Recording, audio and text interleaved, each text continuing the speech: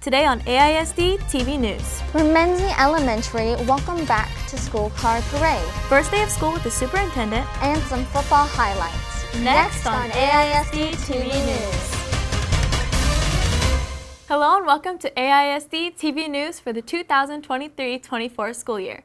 I'm Kimmy Pratt and with us is our newest member of the team, Callie White. Hi everyone, so excited to be here. You look really familiar. Well, ever since my sister decided to join the newscast, I always knew I wanted to as well. I auditioned and got the role, so yeah. Well, it's great to have you here. So let's get you started off right. You take the first news story. I will. This summer, Camp Innovation was in full swing again, where 5th through 10th grade students spent a week at the Career Tech Center to learn all about coding, robotics, and programming.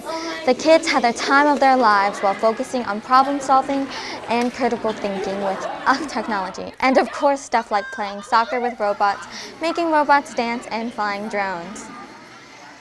Congratulations to the following administrators for their outstanding leadership during the 2022-23 school year. Nathan Tave, Elementary School Rookie of the Year; Billy Linson, Secondary Rookie of the Year; Elementary School Assistant Principal Brian Gomez; Secondary Assistant Principal Maria Luna; Dean of the Year Dr. Aaron Fogelman; Elementary School Principal of the Year Casey Longoria. Congratulations to everyone. Now that we've highlighted our administrators, let's look at what our students have been up to. The Lamar Pathways in Technology, or P-Tech, held its first annual breakfast with a boss event where industry professionals talk and answer questions from the P-Tech students about their careers in business and cybersecurity. The breakfast event was the first of many opportunities for these incoming freshman students to gain job skills and knowledge from professionals working in the field. The annual back-to-school kickoff event was held on August 5th, where nearly 8,000 people attended.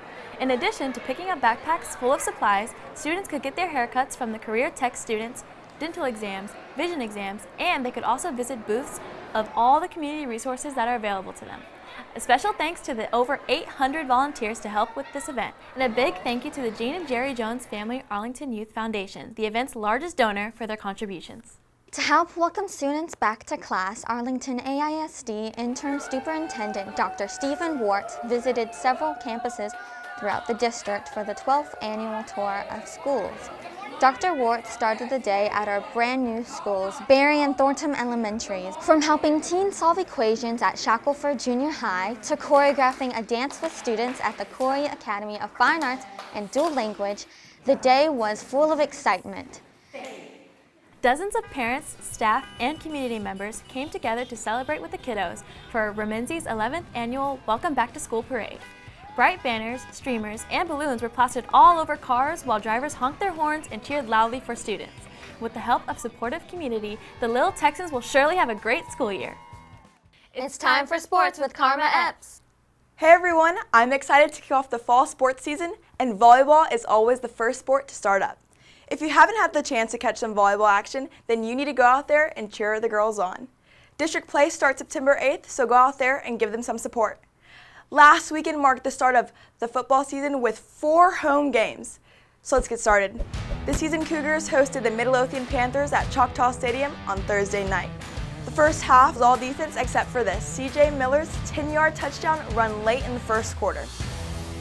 With over 5 minutes left in the third quarter, Cougars' Saron Evans hit Malachi McKee for the 14-yard score, giving them a 14-point lead.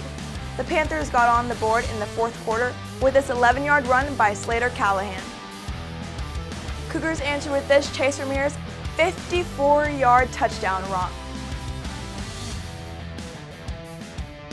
to give Seguin the win.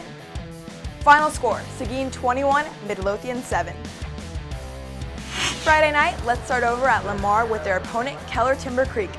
First quarter, Gannon Carey gets picked off by the Falcons' Ian Gampart, and 73 yards down the field to give Timber Creek the only score in the first quarter.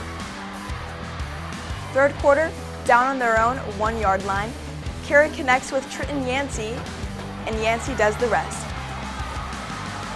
99 yards. Touchdown, Vikings. That proved to be their only score. Keller Timber Creek 49, Lamar 7. Over at Sam Houston, it was the North Crowley Panthers that just roared into the stadium. 3 rushing touchdowns in this 26-yard Chris Jimerson pass to DeCorion West Davis, giving them 28 unanswered points on the board. Under 7 minutes left in the first half, Vin Canales hits Carlos Antillian for this 3-yard score. Panthers Jimerson marches his team downfield and hits Mason Ferguson for this 9-yard touchdown pass before the half ended. However, it was the end of the scoring for the Texans, but not the Panthers. North Crowley win big, 69-13. We go back to Choctaw Stadium. Arlington Colts hosted the Mesquite Mosquitoes. Arlington scores first on a field goal and this Isaiah Robertson touchdown punt return for 40 yards. Recovering a fumble and 2 plays later, Mason Hensley connects with Jamar Burton for this 28-yard score, putting up the Colts 17-zip in the first quarter. Armand Cleaver gets Mesquite on the board with this 5-yard run before the end of the first half. Cleaver also punches it in from the 1 to tie Mesquite and Arlington up at 20 late in the fourth quarter. After a long drive, Hensley hits Robertson again for this 8-yard tie-breaking touchdown pass. The Colts defense slaps the Skeeters' final drive to hold on to the win. Arlington 27, Mesquite 20. Elsewhere in the district, Martin Warriors fall to the Lake Travis Cavaliers 13-6.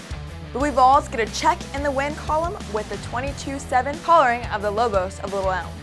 District 8 6A only had 2 winners, Arlington and Bowie. Meanwhile, District 5 5A, Seguin, Corsicana, Everman, Summit, and Heritage all get wins. This week's football schedule: Thursday, it's Sam Houston hosting Mansfield's Timberview at Choctaw Stadium. Friday, Bowie at Mesquite Horn, Arlington at North Crowley, Waxahachie at Lamar, Cedar Hill at Martin at Choctaw Stadium, and Seguin travels to Red Oak. That's it for sports. I'm Karma Epps, and I'll see you in the stands. Thanks, Karma. That's it for this edition of AISD-TV News. I'm Cami Pratt. And I'm Callie White. Have a great week!